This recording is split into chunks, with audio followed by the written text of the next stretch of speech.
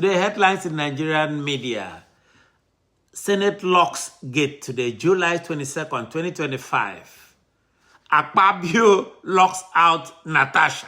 By the way, we just heard, as we just come into press, that Senator Akpoti has actually sneaked into the Senate building, where Gospel Akpabio locked her out earlier today. Are we going back to 1967?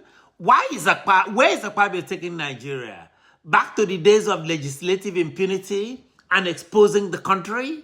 He is familiar with Nigerian political history, that when the political class declines to follow its own rules, the Nigerian military in the past have been known to intervene. This is a message for Akpabio this morning.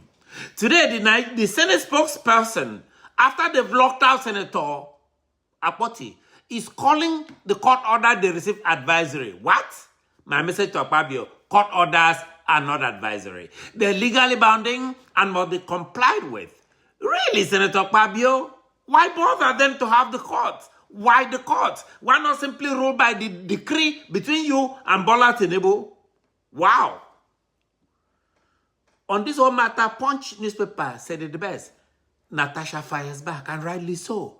What more can a Nigerian woman do? She went to court after she was suspended by Akpabio, and she won. Justice Binta Nyako didn't mince words. The suspension you gave to Natasha was unlawful, unconstitutional, and excessive. The court gave a clear order. Let her resume from the court.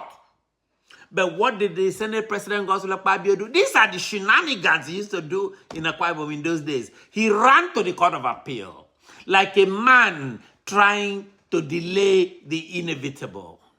And now, on this day, July 22nd, Natasha was not allowed to re-enter the Red Chamber. What happened? They locked the gates of the National Assembly this morning. Let that sink in with the foreign press watching. We are no longer just watching a political drama, ladies and gentlemen. We are witnessing a constitutional crisis unfolding in real time. Akpabio will be held accountable for this. Issue number one, a legal victory and a test of character. Let's be blunt. This wasn't a suggestion by the court. It was advice. It was a court judgment, I'm sorry.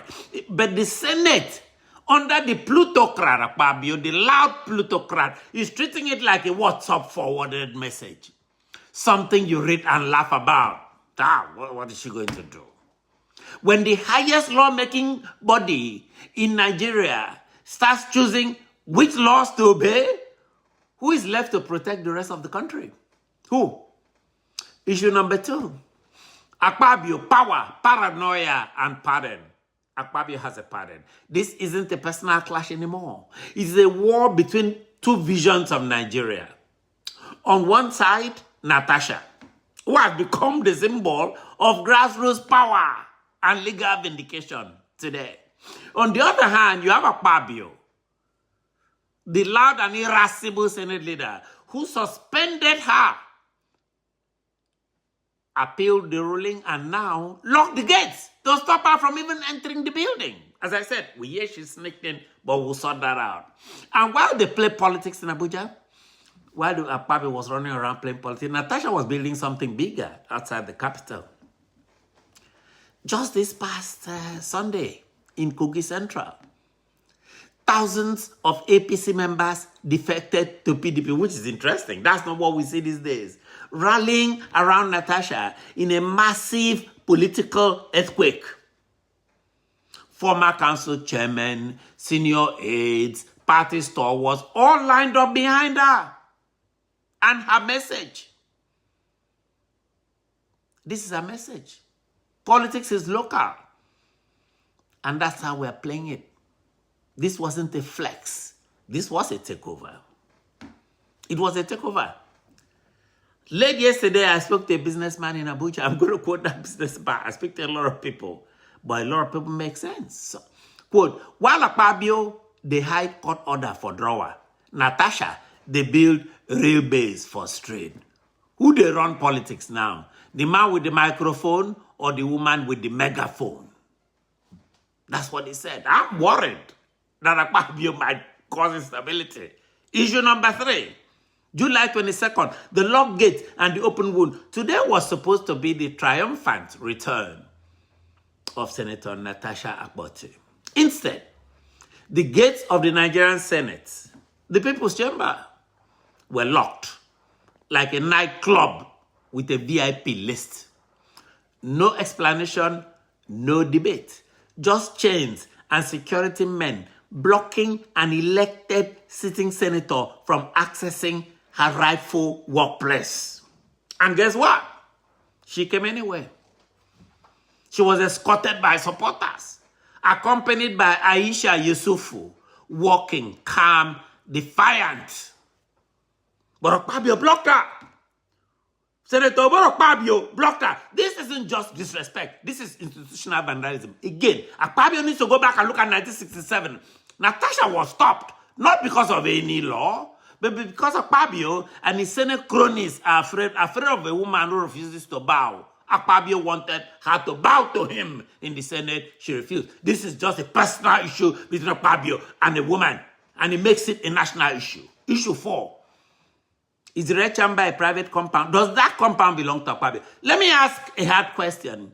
Is the National Assembly a constitutional body or Akpabio's family compound in Ukana, Akwa Ibom State? By the way, many Akwa Ibomites whom Akpabio represents in the Senate are ashamed of him. They've told me this privately. They're ashamed of his shenanigans. They're ashamed of his noise. Because only a landlord, not a humble people's representative, acts like this. Only a fearful landlord locks out a tenant who knows their rights.